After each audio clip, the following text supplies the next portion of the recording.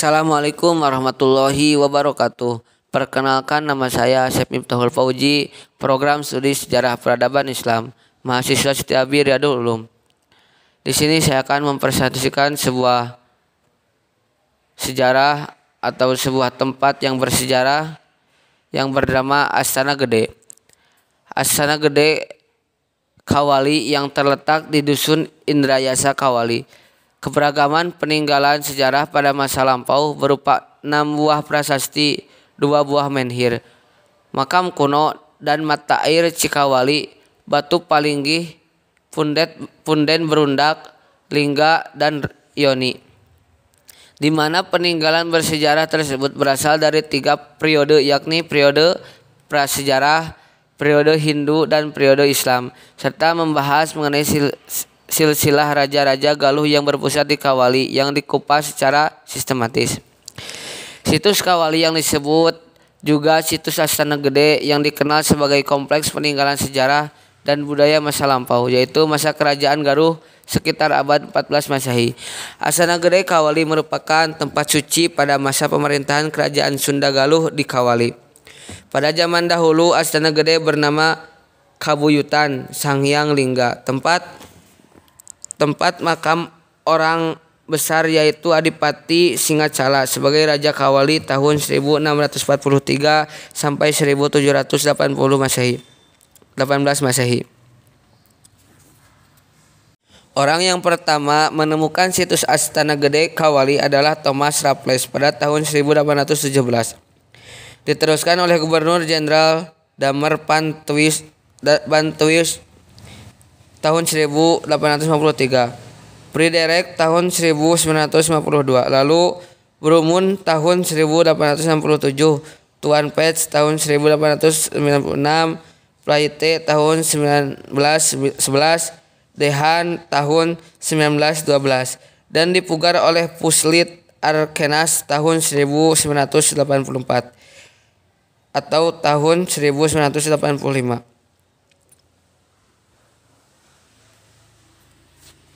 Adapun penelitian Astana Gede dimulai atau dilakukan pada zaman Belanda yang menitik beratkan pada prasasti tahun 1914.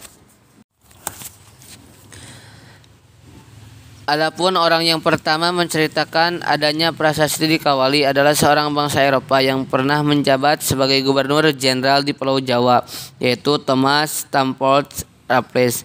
Beliau orang yang memiliki perhatian besar terhadap sejarah serta kemasyarakatan suku-suku bangsa di Pulau Jawa.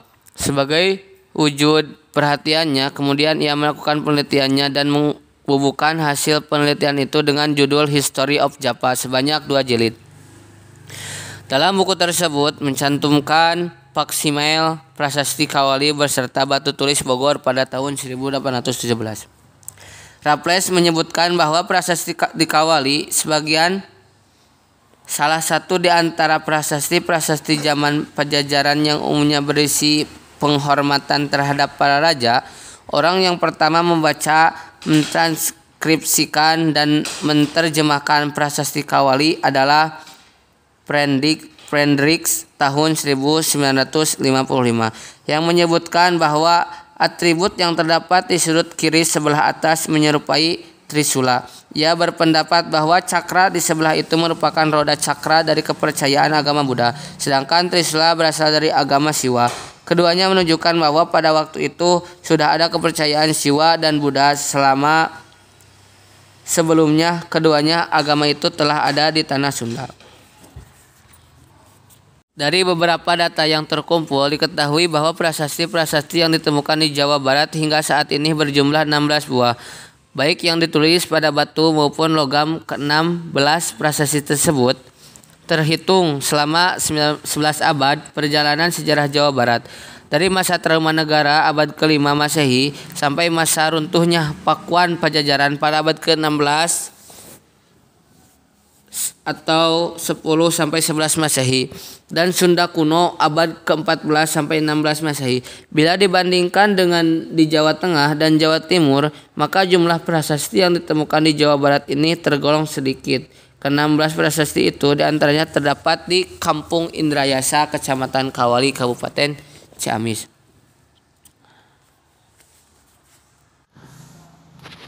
Kabupaten Ciamis juga memiliki peninggalan arkeologis dan kepurbakalaan situs-situs dari berbagai masa. Yang pertama yaitu situs purbakala. Yang kedua situs masa Hindu-Buddha. Yang ketiga situs masa pertumbuhan dan perkembangan agama Islam. Yang selanjutnya situs masa revolusi. Untuk yang ketujuh yaitu situs naskah-naskah kuno, baik naskah sastra, sejarah, dan keagamaan, pendidikan, dan naskah lain yang tertulis dalam berbagai jenis seperti lontar, kulit kayu, daluang, maupun kertas, serta ditulis dengan menggunakan huruf corokan Arab, pegon, maupun latar seperti tersebar di pondok pesantren maupun di kalangan masyarakat. Untuk yang selanjutnya yaitu benda pusaka perang, alat kesenian, senjata, dan lain sebagainya yang tersimpan di masyarakat maupun yang sudah tersimpan di tempat-tempat penyimpanan benda-benda peninggalan purbakala seperti di Bumi Alit di Kecamatan Panjalu, Kabupaten Ciamis. Untuk yang terakhir yaitu tradisi masyarakat. Antara lain masyarakat di Kampung Kuta, Kecamatan Rancah, dan tradisi nyangku di Situ Lengkong, Kecamatan Panjalu, Kabupaten Ciamis.